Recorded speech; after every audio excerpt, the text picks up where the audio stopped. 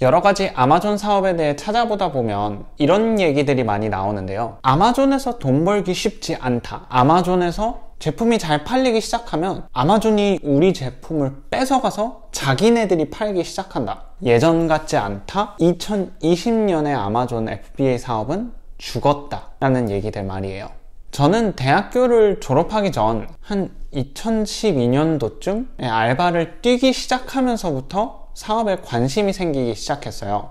돈을 벌고 싶었던 것도 있지만 그것보다도 더 큰 이유는 직장 상사가 저한테 이거 해라 저거 해라 하는 거 없이 회사를 위해 일하는 것이 아닌 나 자신을 위해 일하고 그것을 나의 스케줄에 맞춰서 일할 수 있다는 것에 굉장히 큰 메리트를 느꼈거든요. 그래서 여러 가지 사업 방식을 알아보고 리서치하는 도중에 온라인 블로그와 유튜브를 통해서 돈을 벌 수 있다는 것을 처음 알게 됐어요. 당연히 저는 그때 온라인 블로그와 유튜브를 많이 읽고 시청하는 사람으로서 많은 관심을 보여 했죠. 그리고 진지하게 시작해보려고 오랫동안 준비하다가 결국 인터넷에 누가 유튜브와 블로그로서는 더 이상 돈 벌기 힘들고 경쟁이 너무 심하다는 말에 겁을 먹고 다른 사업을 알아보게 됐어요.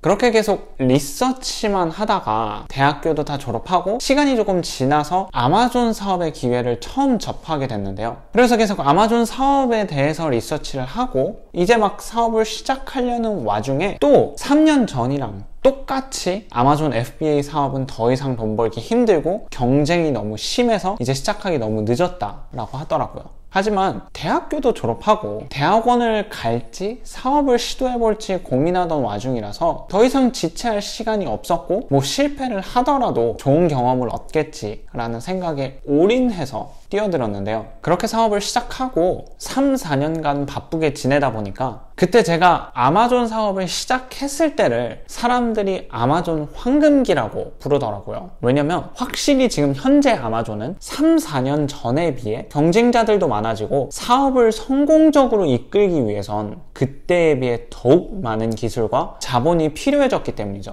맞아요. 4년 전 아마존 사업은 훨씬 간단했어요. 아마존에서 매출이 높은 제품을 알리바바에서 완전 똑같이 카피해서 만든 다음에 가짜 리뷰 클럽에 들어가서 아주 저렴한 가격의 제품 리뷰를 구입하기만 하면 매출이 아주 잘 나갔거든요. 좋은 퀄리티 제품, 고객 서비스 이런 거 전혀 없었어요. 왜냐면 나쁜 리뷰가 들어오면 그 리뷰에 비해 그냥 더욱 많은 5점짜리 리뷰를 구매하기만 하면 되잖아요. 이게 어느 정도까지 안 좋았냐면요. 아마존 셀러들은 다른 아마존 셀러들의 제품을 절대로 구입하지 않았어요. 왜냐면 저희는 얼마나 안 좋고 싼 제품으로 장사를 하는지 잘 알고 저희가 얼마나 소비자를 신경 안 쓰는지 잘 알기 때문이죠.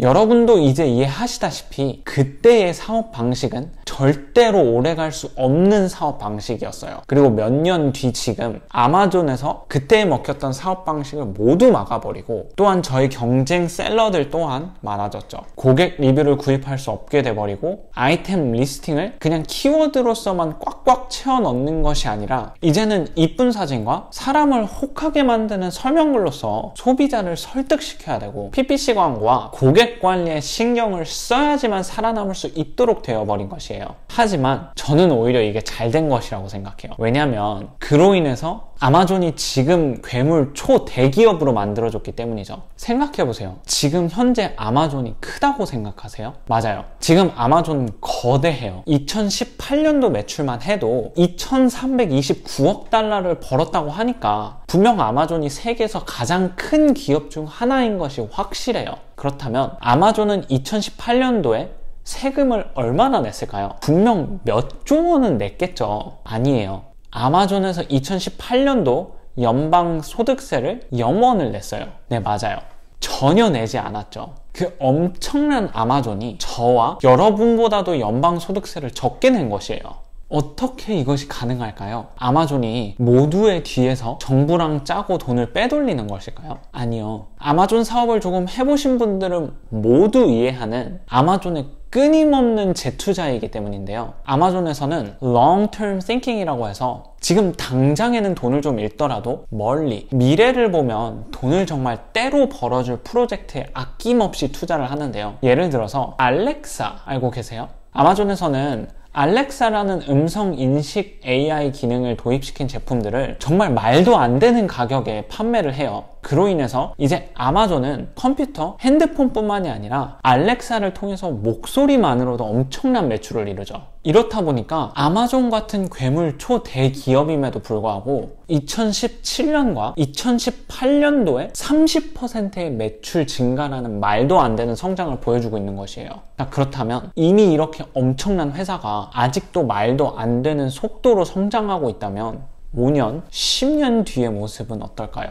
그러고 그 엄청난 마켓플레이스에서 경험과 기술을 쌓은 저희 셀러들과 그 마켓에 자리 잡은 저희 제품들은 어떻게 될까요? 이제 좀 보이시죠? 나온 지 몇 년밖에 되지 않은 이 아마존 FBA 프로그램은 정말 엄청난 기회인 것이에요. 알고 있어요. 아마존에서는 잘 되는 제품 아이디어를 가지고 자기네들이 판매를 한다는 것을요. 예를 들어 이런 제품 같이 말이에요. 이 브랜드는 아마존 베이식이라고 해서 아마존의 개인 브랜드인데요. 이 제품의 리스팅을 보시면 어떤 생각이 드세요? 뭘 보고 무슨 생각을 해야 하는지 잘 모르시겠다고요? 이 제품 리스팅은 프로 아마존 셀러가 본다면 정말 수치라고 할 수 있을 정도로 정말 대충 막 만든 제품 리스팅인데요. 자, 그럼 이 사진을 한번 봐보세요. 그럼 이제 이건 어떠세요? 이거는요?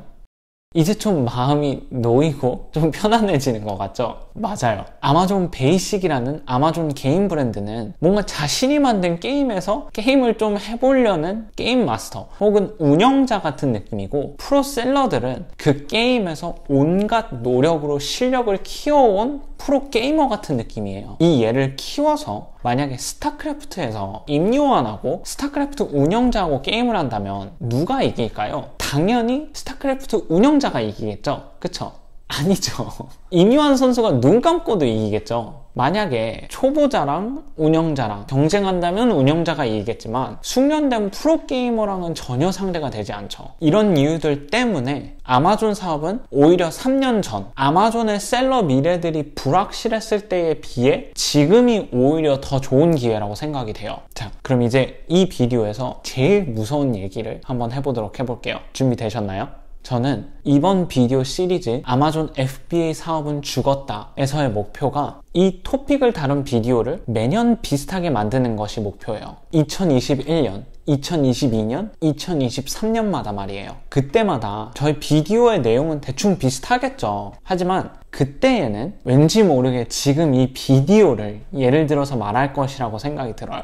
분명 2019년, 2020년 같은 아마존 황금 기간은 지났다. 예전보다 경쟁이 늘어난 것은 확실하지만 아마존의 큰 그림으로 볼 땐 아직 우리는 초기 단계일 뿐이다 라고 말하면서 말이에요. 제가 똑같이 2012년도에 다른 사람 말을 듣지 말고 유튜브 비디오를 만들어 볼 걸 이라고 후회하는 것처럼 다른 사람 말에 현혹되시지 마시고, 만약 나중에라도 아마존 사업에 관심이 생기실 것 같다면 지금 당장 시작하세요. 괜히 나중에 저처럼 후회하는 것보다 좋다고 생각합니다.